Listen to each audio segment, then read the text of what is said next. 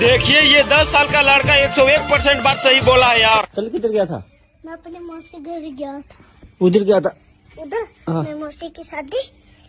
अच्छा, तेरे को बुला लिया उन्होंने? हाँ, 3-4 और शादी। उन्होंने बोला कि आज हमारी शादी है, फोन करके। सही है यार। और भैया एक बात बताऊँ, एक दिन ना मेरे मम्मी पापा की भी शादी थी, उस दिन मुझे बुलाया नहीं। हो। हाँ, ये तो बहुत मैं गलत आपका किया। दुश्मन हूँ क्या? नहीं, दुश्मन तो नहीं है भाई, तब तू पैदा ही नहीं हुआ था, तब वो मिले ही नहीं थे। हाँ? वो मिले ही नहीं थे। पहले शादी ना करते, पहले बच्चे ही पैदा कर देते, फिर शादी कर लेते। मैं उनका बेटा नहीं हूँ क्या? है भाई बेटा, पर ऐसा नहीं होता। शादी पे तो बुलाया नहीं। पहले बच्चा पैदा करके फिर मुझे तो ले आते और फिर मुझे दिखा देते। मैं कौन सा उनका बिगाड़ने वाला था? मैं तो देखना ही चाहता था। कोई ना भाई, अगली बार बोल दूंगा, ठीक है?